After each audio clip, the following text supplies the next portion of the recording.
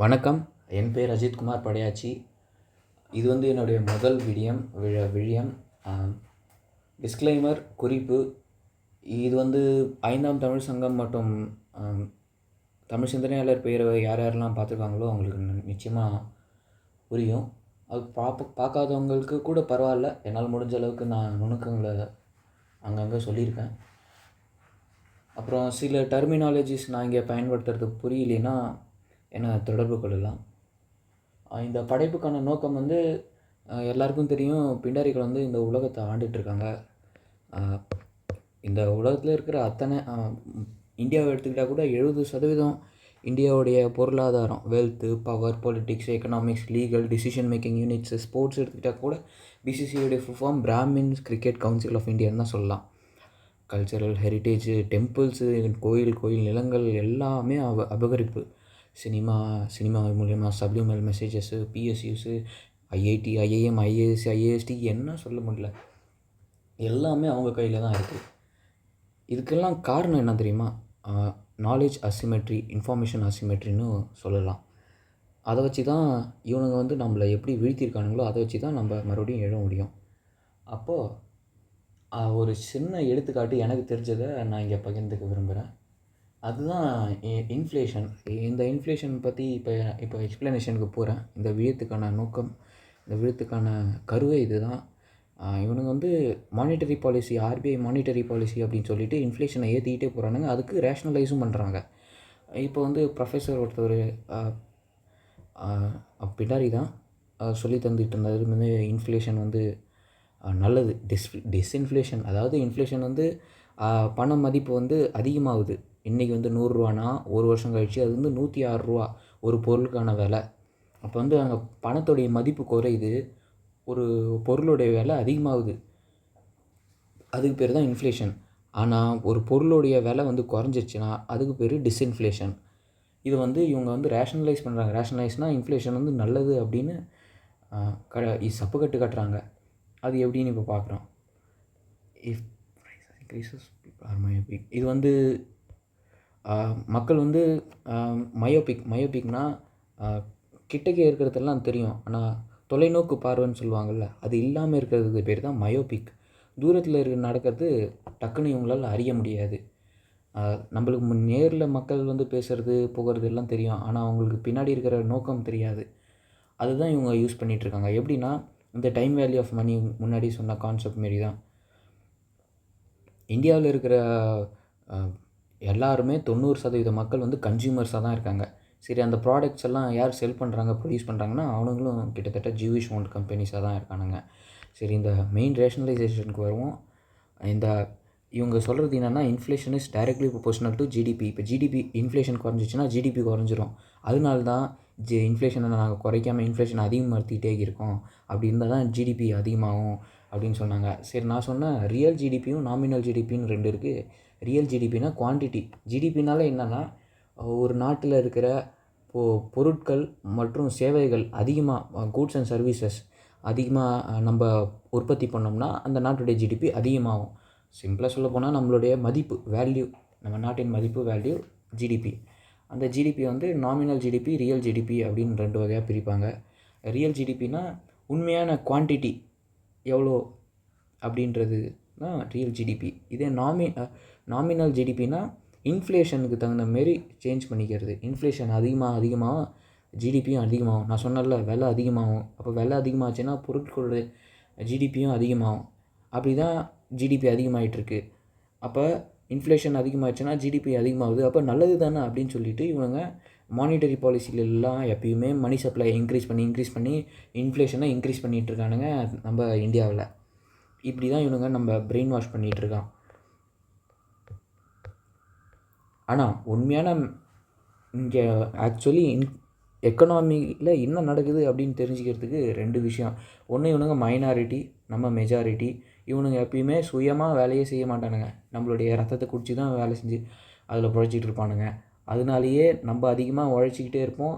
இவனுங்க நல்லா கொழுத்து சாப்பிட்றதுக்கு இந்த மாரியான ஒரு மெக்கானிசத்தை வச்சுருக்கானுங்க. இன்ஃப்ளேஷன் நல்லதுன்னு சொல்லிட்டு அதிகமாக இன்ஃப்ளேஷனை கொடுத்து அது அந்த இன்ஃப்ளேஷனுக்கு விலை யார் தருது? நம்ம தான் தருவோம். அடுத்தது இந்த எக்கனாமிக் இந்த இன்ஃபர்மேஷன் அசிமெட்ரின்னு முன்னாடியே சொன்னால, அது வந்து ஒன்றும் இல்லை. எனக்கு இருக்கிற நாலேஜு இன்னொருத்தவங்களுக்கு இல்லைன்னா நான் அந்த நாலேஜை வச்சு ஏமாற்ற முடியும். அதுதான் இவனுங்க பண்ணிகிட்ருக்கானுங்க. பல காலமாக நம்மளுக்கு கல்வி மறுக்கப்பட்டதுக்கான காரணமே இதுதான். நம்மளுக்கு கல்வி, நாலேஜ், இன்ஃபர்மேஷன் இது எதுவும் இல்லைன்னா நம்மளை ஈஸியாக முட்டாளாக்க முடியும். அப்போ அதுவே திருப்பி நம்மளுக்கு அதிகமான இன்ஃபர்மேஷன் வந்துச்சுன்னா நம்மளை இவனுங்க ஏமாற்ற முடியாது. அதுக்கு தான் இந்த மானிட்டரி பாலிசி, ஃபிஸ்கல் பாலிசி இதெல்லாம் எப்படி வேலை செய்யுது, அதெல்லாம் விட இந்த மானிட்டரி பாலிசி இன்ஃப்ளேஷன் கெட்டது அப்படின்னு இது வந்து உறுதிப்படுத்தும். இதெல்லாம் வந்து நான் கேட்ட கேள்வி, இதெல்லாம் முன்கூட்டியே சொல்லிட்டேன். இஃப் பீப்புள் ஆன்டிசிபேட்ஸ்னால் இன்ஃப்ளேஷன் வந்து கிட்டத்தட்ட அவங்க சொல்கிறக்கூடிய நேரத்துக்கு அதிகமாகுது கம்மியாகுது, அந்த டிஃப்ரென்ஸை வச்சு தான் இவனுங்க இது பண்ணுவானுங்க. அடுத்தது முக்கியமானது ஜிடிபி ஒய்னா இங்கே ஜிடிபி அவுட்புட் அப்படின்னு சொல்லுவாங்க. இங்கே வந்து Y equals to C plus I plus G plus NX கொஞ்சம் ஃபார்முலாஸ் இருக்கும். எக்கனாமிக்ஸ் படித்தவங்களுக்கு இது தெரியும். இங்கே வந்து சி வந்து கன்சியூமர், ஐ வந்து இன்வெஸ்டர்னால் பணம் யார்கிட்ட அதிகமாக இருக்கோ அவன் பணத்தை வச்சே பணத்தை சம்பாதிப்பானுங்க. நம்மளாம் என்ன பண்ணுறோம், நம்மளுடைய நாலேஜ் வச்சு நம்மளுடைய நேரத்தை ஒதுக்கி அதுக்கு வேலை செஞ்சு அதுலேருந்து காசு சம்பாதிக்கிறோம். நம்மளுடைய உழைப்பை போட்டு காசு சம்பாதிக்கிறோம். பணம் வச்சுருக்கோம் என்ன பண்ணால் பணத்தை இன்வெஸ்ட் பண்ணி பணத்து மூலிமா பணத்தை சம்பாதிப்பான். அதுக்கு பேர் தான் investment. C plus I plus G வந்து இந்த கவர்மெண்ட்டும் சில இன்ஃப்ராஸ்ட்ரக்சர் கட்டுறாங்க, வேலையை ஒதுக்கி இந்த ஸ்கில் அப் இந்தியா, என்எஸ்டிஇ சொல்லுவாங்க.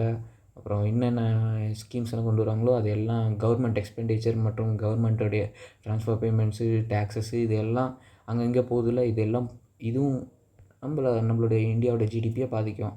அடுத்தது வந்து என்எக்ஸ், நம்ம இப்போ வந்து குளோபலைசேஷன், லிபரலைசேஷன் 1980ஸ்லேருந்து பார்த்துட்ருக்கோம். நம்மளுடைய ஜிடிபியை வேறு இப்போ வெளிநாட்டிலேருந்து சொல்லிகிட்டு இருக்காங்க. சொன்னல 90% நம்ம கன்சியூமர்ஸ் எல்லா இந்தியன்ஸு. ஆனால் ஆப்போசிட் 90% நம்ம வாங்குகிற விற்கிற பொருட்கள் எல்லா காசு எங்கே போகுதுன்னா ஜிவிஷ் ஓன்டு கம்பெனிஸுக்கு தான் போகுது. அது எப்படின்னா குளோபலைசேஷன் மூலிமா இவனை உள்ளார வந்துட்டாங்க. முன்னாடி 50% இருந்தது, இப்போ 90% இருந்துருச்சு. அதுக்கு தான் இந்த 2000லேருந்து 2020க்குள்ளே 40-70% 1% ஆஃப் இந்தியா 70% ஆஃப் வெல்த் வச்சுருக்கு. அவனுங்களே ஸ்டாட்டிஸ்டிக்கா அப்படின்ற ஒரு இதில் போட்டு வச்சுருக்கானுங்க ரிப்போர்ட்டை. இது வந்து டீபங்க் பண்ணணும். டீபங்க்னால் அவனுங்க இதை அந்த சொன்னல இதுமாரி inflation is directly proportional to GDP. அப்போ ஜிடிபி குறைஞ்சிச்சுன்னா இன்ஃப்ளேஷன் குறைஞ்சிச்சுன்னா ஜிடிபி குறைஞ்சிரும் அப்படின்னு அவங்க சொல்கிறது. ஆனால் உண்மையாலுமே மெக்கானிசம் எப்படின்னா, இந்த ஐஎஸ்எல்எம் அப்படின்னு ஒரு மாடல் இருக்குது. அதில் என்ன சொல்லி தராங்கன்னா, interest rate is inversely proportional to Y. இந்த இன்ட்ரெஸ்ட் ரேட் வந்து என்னென்னா பேங்க்கில் கொடுக்கக்கூடிய இன்ட்ரெஸ்ட் ரேட் இருக்குல்ல, அந்த ஆர்பிஐலாம் ரெப்போ ரேட் சொல்லுவாங்க. Repo rate plus some commercial charges போட்டு ஒரு 7-9, 10% அப்படின்னு இன்ட்ரெஸ்ட் ரேட் பேங்க் மூலியமாக தரோம்ல, அது மூலியமாக தான் பணம் புழக்கத்தை ஆர்பிஐ கொடுத்துட்ருக்கு. அப்போ இன்ட்ரெஸ்ட் ரேட், இந்த உண்மையான இன்ட்ரெஸ்ட் ரேட் ஃபார்முலா வந்து interest rate I is equals to pi இங்கே inflation rate plus R real interest rate. இந்த ஆர் ரியல் இன்ட்ரெஸ்ட் ரேட்டு தான் இப்போ நான் உங்களுக்கு காசு கொடுக்குறேன்னா நீ எங்களுக்கு மறுபடியும் தரணுன்னா அதுக்கான ப்ரீமியம் கொஞ்சம் கொடுத்தாகணும். அதுதான் ரியல் இன்ட்ரெஸ்ட் ரேட். ப்ளஸ் இந்த இன்ட்ரெஸ்ட் ரேட் வந்து இன்ஃப்ளேஷன் கூட ஆட் ஆகி தான் வரும். அதுதான் இந்த ஈக்குவேஷன் மூலிமா நம்மளுக்கு என்ன தெரிய வருதுன்னா, இந்த இன்ஃப்ளேஷன் ரேட் வந்து அதிகமாச்சுன்னா இன்ட்ரெஸ்ட் ரேட்டும் அதிகமாகும். அப்போ நம்மளுக்கு முன்கூட்டியே என்ன தெரியுது, இன்ஃப்ளேஷன் ரேட் அதிகமாச்சுன்னா இன்ட்ரெஸ்ட் ரேட் அதிகமாகும். மேலே ஐஎஸ்எல்எம் மாடலில் இன்ட்ரெஸ்ட் ரேட் அதிகமாச்சுன்னா ஜிடிபி கம்மியாகும். அப்போ அது மூலிமா என்ன தெரிய வருதுன்னா, இன்ட்ரெஸ்ட் ரேட் கம்மியாயிடுச்சுன்னா ஜிடிபி அதிகமாகணும். இப்போ இன்ட்ரெஸ்ட் ரேட் கம்மியாயிடுச்சுன்னா இன்ஃப்ளேஷன் ரேட்டும் கம்மியாகணும். இன்ஃப்ளேஷன் ரேட் கம்மியாயிடுச்சுன்னா ஜிடிபி அதிகமாகணும். இதுதான் உண்மையான மெக்கானிசம். இதுதான் இந்த அவுட்புட்டு. அந்த அவுட்புட் ஒய் வந்து இன்வெர்ஸ்லி ப்ரொபோர்ஷனல் டு இன்ஃப்ளேஷன். ஆனால் இவனுங்க பின்னாடி என்ன சொல்லுவானுங்க, inflation is directly proportional to ஜிடிபின்னு சொல்லுவாங்க. இப்படி தான் இவனுங்க வச்சு ஊரை ஏமாத்துறது.